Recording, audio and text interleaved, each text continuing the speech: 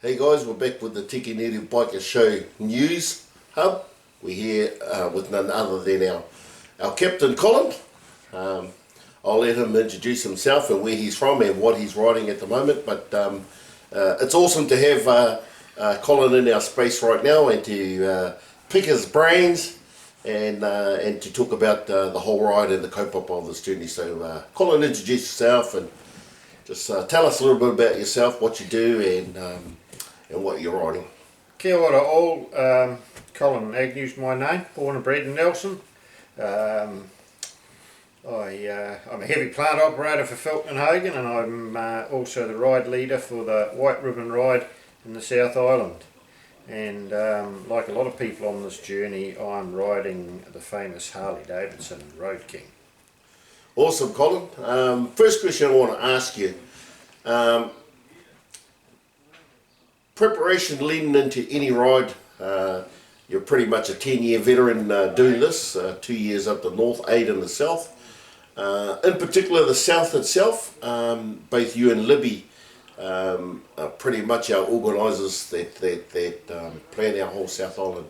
What are some of the issues or impacts that contribute to how you organise this whole thing before we even begin the ride? It's it's a pretty big job really, but I'm lucky I've got Libby to do probably most of it. I get a lot of credit for the work she does, but the biggest issue we have is finding accommodation. We get so many people wanting to join the ride each year, and we've got to limit the numbers because there's just almost impossible to find accommodation that can cater for so many people.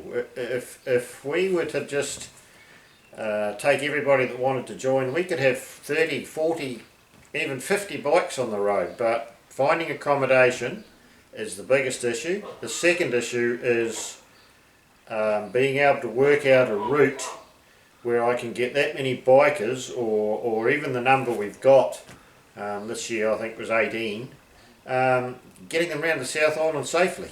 That's the biggest issue, and so far it's worked, and hopefully it'll continue to work. Awesome, awesome.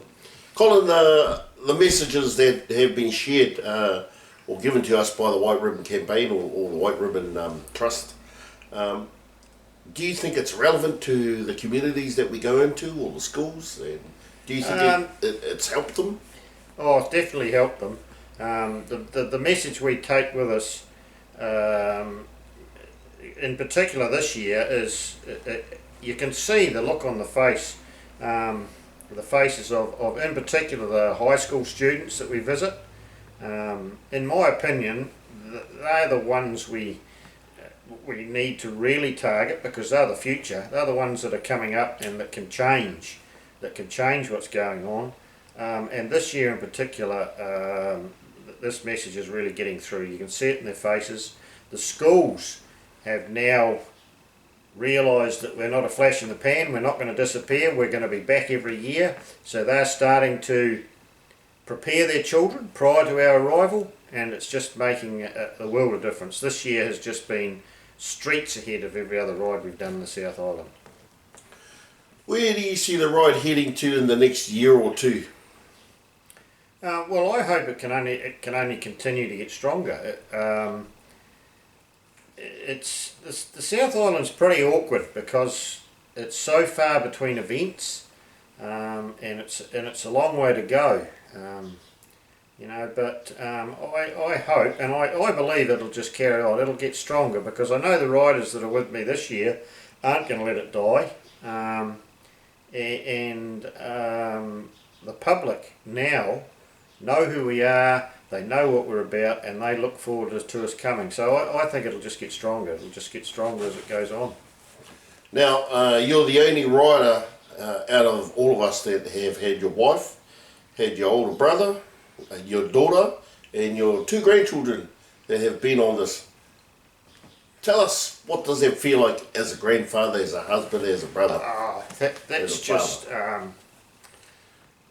yeah, it's unreal really, because you know, particularly this year, to have my daughter and my granddaughter travel all the way from Nelson to Oamaru just to catch up with us.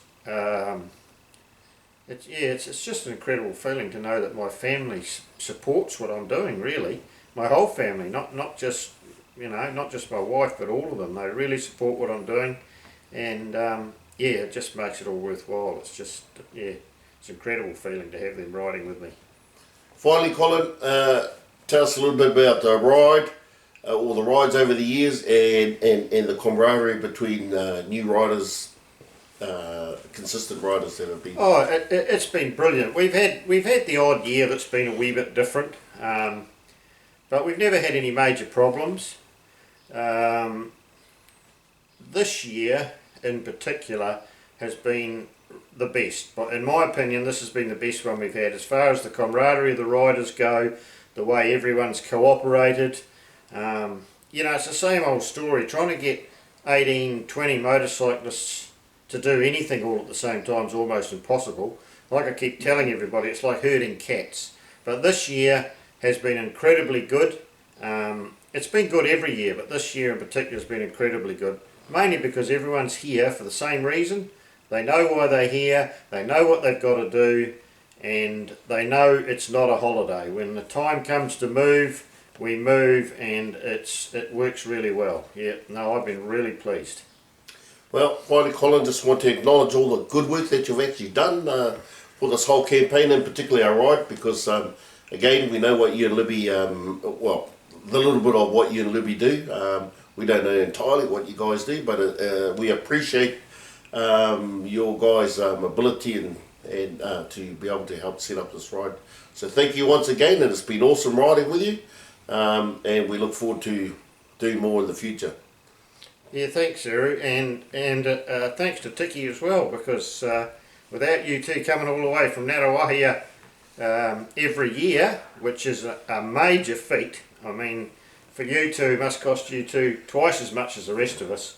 So just thanks to you two for what you put into it, because without your support, it wouldn't be half of what it is. So thanks, guys. Well, that's us, guys, from me and Colin. Thank you.